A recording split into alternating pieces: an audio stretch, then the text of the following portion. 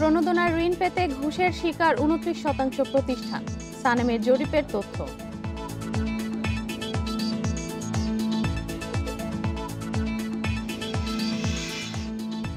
ঋণের কিস্তির 25% জমা দিয়ে নিয়মিত হওয়ার সুযোগ, করোনার ক্ষতি মোকাবেলায় কেন্দ্রীয় ব্যাংকের সিদ্ধান্ত।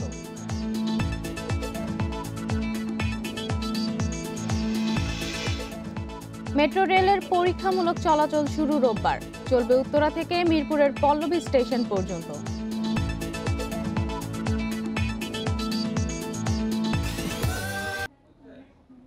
আমন্ত্রণ অর্থনীতি সারাদিন, আপনাদের সাথে আছে আমি ইশরাত সুমা। শুনছিলেন শিরোনাম, জানাবো বিস্তারিত সংবাদ। প্রণোদনার ঋণ নিতে গিয়ে ঘুষের শিকার হয়েছেন 29% ব্যবসা প্রতিষ্ঠান। এদের মধ্যে ক্ষুদ্র মাঝারি প্রতিষ্ঠানের সংখ্যাই বেশি। 500 প্রতিষ্ঠানের উদ্যোক্তাদের ওপর জরিপ করে এ তথ্য জানিয়েছে বেসরকারি গবেষণা প্রতিষ্ঠান সানেম। সকালে এক অনলাইন অনুষ্ঠানে সানেম আরও জানায়, ঋণ প্রাপ্তির পাশাপাশি টিকা পাওয়ার ক্ষেত্রেও পিছিয়ে আছে ক্ষুদ্র উদ্যোক্তারা। করোনা মহামারীতে অর্থনীতি, জীবন জীবিকা রক্ষায় 1.25 লাখ কোটি টাকার প্রণোদনা ঘোষণা করে সরকার। ওই প্যাকেজের অর্থ থেকে খুব কমই ঋণ সহায়তা পেয়েছেন বলে অভিযোগ ক্ষুদ্র ব্যবসায়ীদের। প্যাকেজের বাস্তবায়নে কিছু ক্ষেত্রে স্বচ্ছতার অভাব এবং দুর্বলতার কথাও নানা সময় বলে আসছেন অর্থনীতিবিদরা। গবেষণা প্রতিষ্ঠান সানেমের জরিপে উঠে এসেছে, প্রণোদনার ঋণ পেতে গিয়ে ঘুষ দাবির অভিযোগ করেছেন 29% প্রতিষ্ঠানের উদ্যোক্তা। জরিপে অংশ নেওয়া প্রতিষ্ঠানগুলোর মধ্যে জুলাই পর্যন্ত 79% প্রণোদনা প্যাকেজের বাইরে রয়ে গেছে। যেটা 7% ছিল সেটা হয়ে গেছে 29%। তারা মনে করছে যে কেন পায়নি, কারণ ড্রাইভ চাওয়া হয়েছে। এবং এই যে 65% যারা agreed, neither agree not disagree, মানে এক ধরনের মৌন ছিল, সেটা কিন্তু কমে এবার হয়েছে 47%। সানেমের গবেষণায় বলা হয়, করোনা পরিস্থিতিতে গেল বছরের শেষ প্রান্তিকে ব্যবসায়িক অবস্থার প্রায় 49% উন্নতি হয়। তবে চলতি বছরের দ্বিতীয় প্রান্তিকে তা নেমে দাঁড়ায় 42.5%। এদের মধ্যে সবচেয়ে বেশি অর্থনৈতিক ক্ষতির মুখে পড়েছেন ক্ষুদ্র ও মাঝারি উদ্যোক্তারা। অর্থাৎ যে রিকভারি প্রসেসটা স্লো, ডিসরাপ্টেড এবং কোনো ক্ষেত্রে রিভার্স হচ্ছে। যে প্রোগ্রেসটা কোনো সময় হয়েছে, আবার আমরা পিছন দিকে হাঁটতে পারি। হাতে আছে যে দুটো জিনিস সরকার অবশ্যই মনোযোগী হতে হবে, আরো হচ্ছে ভ্যাকসিনেশন। সানেম বলছে, বেশিরভাগ প্রতিষ্ঠানই ঋণ না পাওয়ার কারণে কর্মী ছাঁটাই, বেতন কাটা সহ নানা পদক্ষেপ নিচ্ছেন, যা উদ্বেগের। অর্থনৈতিক পুনরুদ্ধারের গতি কম বলেও জানায় সংস্থাটি। অন্য কোনোভাবে সাপোর্ট না পায় অনেক ফার্ম তারা কিন্তু নন এক্সিস্টিং হয়ে যায়। Irene Khatun, independent news, Dhaka. এই বিষয়ে কথা বলতে আমাদের সাথে যুক্ত আছেন নারী উদ্যোক্তাদের সংগঠন ওয়েন্ডের সভাপতি নাদিয়া বিনতে আমিন। নাদিয়া বিনতে আমিন, আপনাকে স্বাগত জানাচ্ছি আমাদের সংবাদে। প্রথমে আপনার কাছে যেটা জানতে চাইবো, আমরা দেখছিলাম যে সানেমের জরিপে বলা হচ্ছে প্রণোদনার ঋণ পেতে গিয়ে ঘুষ দাবির অভিযোগ করেছেন 29% প্রতিষ্ঠানের উদ্যোক্তা, এবং এদের মধ্যে ক্ষুদ্র উদ্যোক্তাই বেশি। আপনাদের অনেক সদস্য আছে যারা ক্ষুদ্র উদ্যোক্তা, আপনাদের কাছে এমন কোনো অভিযোগ এসেছে কিনা, এবং যদি এসে থাকে আপনারা কি ব্যবস্থা নিয়েছেন? ধন্যবাদ ইন্ডিপেন্ডেন্ট টিভিকে। আমাকে শুনতে পাচ্ছেন আপনারা? জি জি জি, ওকে। যেটা হচ্ছে যে আমি একটু ভিন্ন আঙ্গিকে বলতে চাচ্ছি। সেটা হচ্ছে যে আমাদের নারী উদ্যোক্তাদের ক্ষেত্রে আমরা দুভাগে ভাগ করি। আমাদের 750 সদস্য, তার মধ্যে আমাদের যে নারী উদ্যোক্তা অ্যাসোসিয়েশন আছে সেখানে 200 জন ট্রেড লাইসেন্স ভুক্ত, এবং বাকি 550 যারা ক্ষুদ্র এবং প্রান্তিক লেভেলে আছেন, তাদের কিন্তু তেমন কোনো ট্রেড লাইসেন্স বা ব্যবসায়িক যেগুলো বলে যে আনুষ্ঠানিক কাগজপত্র নেই। তো যারা আবেদন করেছে তাদের প্রেক্ষিতে যে সমস্যা তারা ফেস করেছেন বা চ্যালেঞ্জ গুলো আমি হয়তো আপনাদেরকে তুলে ধরতে পারবো। সেটা ঘুষকে কভার করে কি করে না সেটা আপনারা বিবেচনা করবেন। কিন্তু আমরা যেটা প্র্যাকটিক্যালি ফেস করেছি সেগুলো আমার সদস্যরা যারা সেটা আমি আপনাদের সাথে শেয়ার করতে চাচ্ছি। যেটা হচ্ছে যে আমাদের যখন নারী উদ্যোক্তারা ঋণের জন্য, প্রণোদনা প্যাকেজের জন্য আবেদন করেছে, দেখা গেছে যে 5 থেকে 10 লাখ পর্যন্ত হয়তো খুবই কম সংখ্যক 2% নারী উদ্যোক্তা যারা এই লোনটা অ্যাভেল করতে পেরেছেন।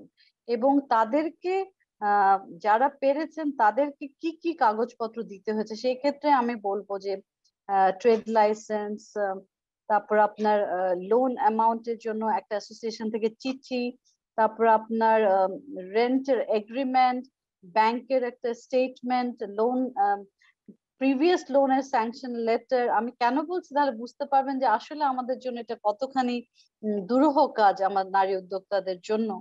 লোন রিপেমেন্টের যে স্টেটমেন্ট গুলো ছিল, লেটেস্ট আউটস্ট্যান্ডিং, তারপর তার electricity bill, stock list, receivable payable, supply list, top 10 employees name, sales report, fixed asset, and also আপনি যেটা হচ্ছে যে তাদের লেটার হেডের copy, visiting card, membership certificate, NID, TIN updated, এবং কোল্যাটারাল, মর্টগেজ। এবার আসি আমি যেটা ওরা এগুলো দিতে যেগুলো হচ্ছে যে সবার পক্ষে এটা এই রিস্ক অ্যাপিটাইটটা পূরণ করা সম্ভব হয়নি। সো বাংলাদেশ ব্যাংক কেন্দ্রীয় ব্যাংক হিসেবে নীতিমালাকে সহজ করেছে, ফর্মটাকে সহজ করেছে প্রণোদনা প্যাকেজে, কিন্তু যখন ব্যাংকে যাচ্ছে আমার নারী উদ্যোক্তারা, তারা কিন্তু এই কাগজের একটা হয়রানির শিকার হচ্ছে। সো কোনো অলিখিত কারণে তারা লোনটা অ্যাভেল করতে পারছে না। কিন্তু সরাসরি আমাদের নারীরা তেমন ভাবে, আমি বলবো যে ঘুষের ব্যাপারে আমার কাছে তেমন কোনো কমপ্লেইন আসেনি আমাদের নারী উদ্যোক্তাদের মাধ্যমে, কিন্তু তারা এই যে লম্বা একটা 16টা জিনিসের যে একটা লিস্ট ধরিয়ে দেওয়া হয় ব্যাংক থেকে, কমার্শিয়াল ব্যাংক থেকে, যেটা কমপ্লাই করা আমাদের নারী উদ্যোক্তাদের পক্ষে এই প্যান্ডেমিকের সময় সম্ভব না। যেমনটা আপনি বলছিলেন যে অনেক জটিলতার মধ্যে দিয়ে লোন পেতে হয়, এগুলো কিন্তু আমরা বরাবরই দেখে আসছি, বরাবরই এগুলো আগে থেকে আমরা শুনে আসছি এই সমস্যাগুলোর কথা, এবং নানা রকম কিন্তু প্রতিবেদন হয়েছে। কিন্তু এই যে ঘুষের বিষয়টা, এটা কিন্তু একটি নতুন সমস্যা হয়ে উঠেছে এই বিষয়ে, এবং আপনাদের শুধুমাত্র নারী না, যদি সমস্ত উদ্যোক্তাদের বিষয় ধরা হয়, তো সেক্ষেত্রে আপনার আসলে কি মতামত? আমার যে যাদের ধরেন আমাদের কি হয়, ছোট ছোট নারী উদ্যোক্তা আছে যারা এই নেটের বাইরে, কিন্তু 200 জনের ট্রেড লাইসেন্স আছে, যারা 550 তাদের কিন্তু ট্রেড লাইসেন্স নেই। সুতরাং তাদেরকেও তো আমাদের একটা মডালিটিতে নিয়ে আসতে হবে। তাদেরকে আমরা কি করতে পারি? আমরা বিভিন্ন পাশের দেশকে দেখেছি, আমরা ইউএসএ বা উন্নত বিভিন্ন দেশকে দেখতে পাচ্ছি, তারা ডাইরেক্ট ক্যাশ ট্রান্সফার করছে, নগদ, বিকাশের মতো তাদের যে পেমেন্ট গেটওয়ে আছে সেগুলোর মাধ্যমে। সো আমাদের নারী উদ্যোক্তাদের জন্য আমার মনে হয় যে এই সমস্ত স্কিম নেওয়া উচিত, মডালিটি চেঞ্জ করা উচিত। বাণিজ্যিক ব্যাংকের মাধ্যমে না দিয়ে অ্যাসোসিয়েশনকে দায়বদ্ধ করে তাদেরকে আপনার এই প্রণোদনার টাকাটা দিয়ে দেওয়া উচিত, তারা তাদের মেম্বারদের মধ্যে এটা বিতরণ করবে। আর যদি আপনারা বাংলাদেশ ব্যাংকের সাথে বা প্রশাসনের সাথে কোনো রকম কোনো আলোচনা করেছেন কিনা? আমরা অনেকবার পলিসি মেকারদের সাথে বসেছি, বাট কোনো একটা বলেছি বারবার যে অলিখিত কারণে এত কাগজের প্রেসার, যেটা আমরা আমাদের মেয়েরা বারবার বলছে যে আমরা পাচ্ছি না।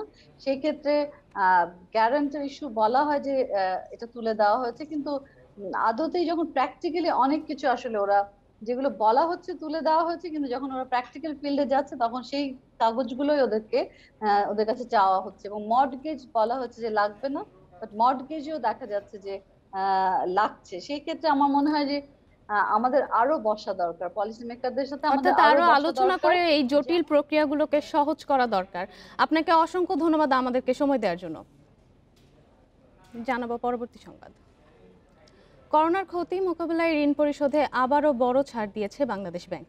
এর ফলে চলতি বছরের জানুয়ারি থেকে ডিসেম্বর পর্যন্ত আপাতত ঋণের কিস্তির 25% জমা দিয়ে নিয়মিত গ্রাহক থাকা যাবে।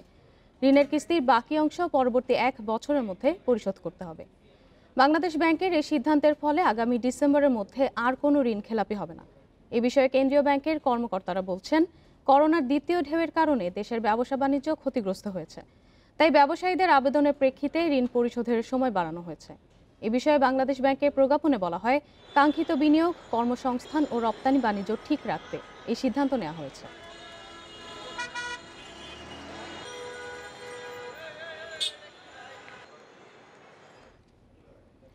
দেশে প্রথম মেট্রো রেলের পরীক্ষামূলক চলাচল শুরু হচ্ছে রোববার থেকে। পরীক্ষামূলক এ চলাচলে কোনো যাত্রী পরিবহন করা হবে না। উত্তরা থেকে মিরপুর পল্লবী স্টেশন পর্যন্ত উড়াল রেলপথে ট্রেন পরিচালনা করা হবে। প্রকল্প সংশ্লিষ্টরা জানান, 2022 সালের ডিসেম্বরে উত্তরা থেকে আগারগাঁও পর্যন্ত যাত্রী নিয়ে মেট্রো রেলের বাণিজ্যিক যাত্রা শুরু হওয়ার কথা। পূর্ব প্রস্তুতি হিসেবে শুক্রবার সকাল 6টা থেকে 4 ঘন্টা এর গতিবিধি পর্যবেক্ষণ করেন তারা। সকাল 6টা থেকে 10টা পর্যন্ত উত্তরা দিয়াবাড়ি থেকে মিরপুরের পল্লবী স্টেশন পর্যন্ত যাতায়াত করেছে এই ট্রেন, আর এতে কোনো সমস্যা হয়নি বলেও জানান তারা। ফলে রোববার সফলভাবে প্রথমবারের মতো ভায়াডাক্টে ট্রেন চলাচল দেখতে পাবে রাজধানীবাসী।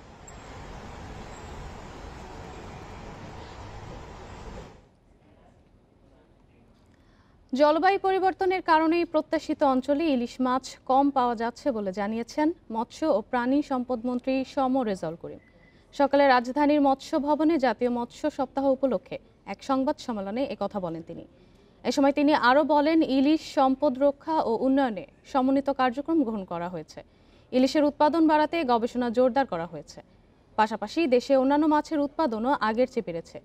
অনেক বিলুপ্ত দেশি মাছ ফিরিয়ে আনা সম্ভব হয়েছে।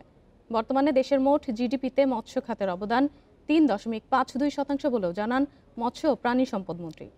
এ সময় জানানো হয় ২৮ আগস্ট থেকে ৩ সেপ্টেম্বর পর্যন্ত পালন করা হবে জাতীয় মৎস্য সপ্তাহ ২০২১।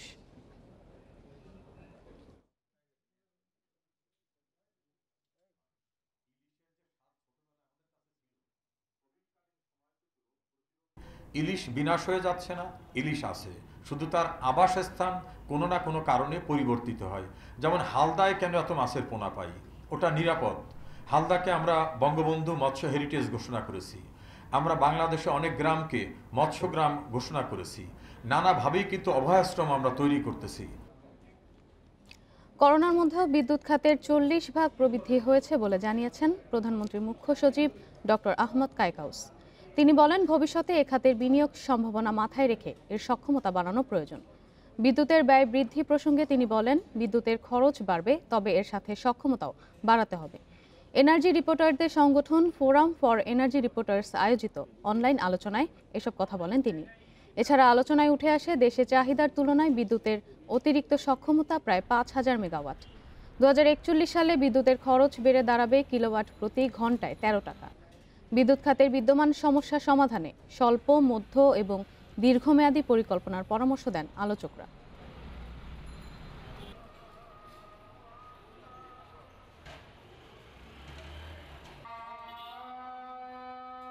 প্যান্ডেমিক্সের কারণে আমাদের যে গ্রোথটা কিছুটা কম মনে হয়েছিল, কিন্তু লাস্ট 1 ইয়ার যখন আবার শুরু হয়েছে তখন দেখা গেছে কি অ্যাভারেজে মাঝে মধ্যে আমাদের মাসে 40% বৃদ্ধি পেয়েছে। অর্থাৎ আমাদের যেই 10% যে প্রজেকশন ছিল সেই প্রজেকশন তো হয়েছেই, প্লাস হচ্ছে আরো বেশি হচ্ছে। কক্সবাজারে দেশের দীর্ঘতম রানওয়ে নির্মাণের কাজ শুরু হচ্ছে আগামীকাল। প্রধানমন্ত্রী শেখ হাসিনা ভিডিও কনফারেন্সের মাধ্যমে রানওয়ের দৈর্ঘ্য ৯,০০০ ফুট থেকে ১০,৭০০ ফুটে বর্ধিতকরণ কাজের উদ্বোধন করবেন। পর্যটন, ব্যবসা বাণিজ্য ও আন্তর্জাতিক পরিমণ্ডলে যোগাযোগের জন্য প্রস্তুত করা হচ্ছে কক্সবাজার বিমানবন্দরকে। ইতোমধ্যে রানওয়ের দৈর্ঘ্য ৯,০০০ ফুটে উন্নীত করা হয়েছে। প্রস্থ ১০০ ফুট থেকে বাড়িয়ে করা হয়েছে ২০০ ফুট। দ্বিতীয় পর্যায়ে বিমানবন্দরের রানওয়ে আরও ১,৭০০ ফুট বৃদ্ধি করা হবে। নির্মাণ শেষে কক্সবাজার বিমানবন্দরের রানওয়ের দৈর্ঘ্য দাঁড়াবে ১০,৭০০ ফুট, যা ঢাকার হযরত শাহজালাল বিমানবন্দরের রানওয়ের চেয়েও ২০০ ফুট বেশি। শনিবার দুপুরে সাংবাদিকদের এসব কথা বলেন বাংলাদেশ বেসামরিক বিমান চলাচল কর্তৃপক্ষের চেয়ারম্যান। সেই আধুনিক প্রযুক্তির মাধ্যমেই আমাদের কক্সবাজারের মহেশখালী চ্যানেলের উপরে ভরাট করে আমরা এই রানওয়েটি করতে যাচ্ছি। এই রানওয়েটি করার পরে যেটা হবে, আমাদের এই রানওয়েতে আপনার 777 অথবা 747 অথবা আরও বড় পরিসরের যত বিমান তারা তাদের ফুল প্যাসেঞ্জার নিয়ে, ফুল লোড নিয়ে এখানে অবতরণ করতে পারবে। দেশে প্রথমবারের মতো সমুদ্রে বক্ষে নির্মাণ হচ্ছে রানওয়ে। প্রকল্পে ব্যয় হবে ১৫৬৯ কোটি টাকা। বিমানবন্দর সম্প্রসারণ ও আধুনিকীকরণের এই প্রকল্প পর্যটন ও অর্থনীতির বিকাশে ভূমিকা রাখবে বলছেন ব্যবসায়ীরা। এই অঞ্চলে যে সমস্ত বিনিয়োগকারী, উদ্যোক্তা এবং ব্যবসায়ীরা আছেন তারা শুধু আমদানি রপ্তানির মাধ্যমে এদেশকে অর্থনৈতিকভাবে স্বাবলম্বী করবে তা নয়, পাশাপাশি আন্তর্জাতিক রুটে যে সমস্ত বিমান চলাচল করে তারাও কিন্তু কক্সবাজার বিমানবন্দর থেকে রিফুয়েলিংয়ের মাধ্যমে আমাদেরকে প্রচুর বৈদেশিক মুদ্রা দিতে পারে। দুপাশে সাগরের নীল জলরাশির মাঝে বিস্তৃত রানওয়েতে নামবে বিমান। এই মনোরম দৃশ্য উপভোগ করতে পারবেন যাত্রীরা। বিমানবন্দরের আধুনিকতার ছোঁয়া লাগবে এমন খবরে খুশি পর্যটকরা। আমাদের এটা সুদূরপ্রসারী এবং খুব ভালো ভূমিকা রাখবে। ডে বাই ডে যত ইমপ্রুভমেন্ট আসবে আমাদের জন্য বেটার, আমরা আরও বেটার ফ্যাসিলিটিস পাবো। ডেফিনেটলি আমাদের পর্যটন শিল্পের অনেক উন্নতি হবে এবং রাজস্ব আয় হবে। বিদেশিরা যারা আসতে চেতন না তারা এখন আরও বেশি বেশি আসবে। পূর্ণাঙ্গ রূপ পাওয়ার পর কক্সবাজার বিমানবন্দরে থাকবে রিফুয়েলিংয়ের ব্যবস্থাও। পাশাপাশি দিনরাত 24 ঘন্টা উড়োজাহাজ ওঠানামার সুবিধা থাকবে এই বিমানবন্দরে। তৌফিকুল ইসলাম, ইন্ডিপেন্ডেন্ট নিউজ, কক্সবাজার। বিদায়ী সপ্তাহে মূল্যসূচকের উত্থানে লেনদেন হয়েছে ঢাকার শেয়ার বাজারে। এ সময় লেনদেন বেড়েছে 2,500 কোটি টাকার বেশি। এছাড়া সপ্তাহ জুড়ে বাজার মূলধনও বেড়েছে 7,778 কোটি টাকা। অপর বাজার চট্টগ্রাম স্টক এক্সচেঞ্জে লেনদেন হয়েছে 505 কোটি 40 লাখ টাকা। বিদায়ী সপ্তাহে 5 কার্যদিবস লেনদেন হয় ঢাকার শেয়ার বাজারে, যার মধ্যে 2 দিন মূল্যসূচকের পতন ও 3 দিন উত্থান হয়। ফলে সপ্তাহ জুড়ে প্রধান সূচক ডিএসইএক্স বেড়েছে 90.70 পয়েন্ট, অবস্থান করছে 6,851 পয়েন্টে। সূচকের সাথে সপ্তাহ জুড়ে বেড়েছে লেনদেনের পরিমাণও। মোট লেনদেন হয়েছে 13,042 কোটি 43 লাখ টাকা শেয়ার, যা আগের সপ্তাহের তুলনায় 2,730 কোটি 58 লাখ টাকা বেশি। সপ্তাহ জুড়ে হাত বদলে অংশ নেওয়া 382টি কোম্পানি ও মিউচুয়াল ফান্ডের মধ্যে দর বেড়েছে 218টির, কমেছে 139টির এবং অপরিবর্তিত রয়েছে 21টি কোম্পানির শেয়ার দর। গেল সপ্তাহে সবচেয়ে বেশি লেনদেন হওয়া প্রতিষ্ঠানের তালিকায় প্রথম অবস্থান ধরে রেখেছে বেক্সিমকো লিমিটেড, দ্বিতীয় লঙ্কা বাংলা ফাইন্যান্স এবং তৃতীয় অবস্থানে উঠে এসেছে পাওয়ার গ্রিড কোম্পানি। দর বৃদ্ধির তালিকার শীর্ষে উঠে এসেছে south Bangla agriculture and commerce bank, দ্বিতীয় মেট্রো স্পিনিং এবং তৃতীয় অবস্থানে আছে জনতা ইন্স্যুরেন্স। অন্যদিকে সপ্তাহ জুড়ে চট্টগ্রাম স্টক এক্সচেঞ্জে সার্বিক সূচক বেড়েছে 217 পয়েন্ট, অবস্থান করছে 19,930 পয়েন্টে। মোট লেনদেন হয়েছে 505 কোটি 40 লাখ টাকা share. Ishrat Suma, independent news, Dhaka. এ ছিল আজকের অর্থনীতি সারাদিনে। ইন্ডিপেন্ডেন্ট টেলিভিশনের সব খবর আরও জানতে চোখ রাখুন ফেসবুক, ইউটিউব এবং টুইটারে। আমন্ত্রণ আমাদের পরের আয়োজন।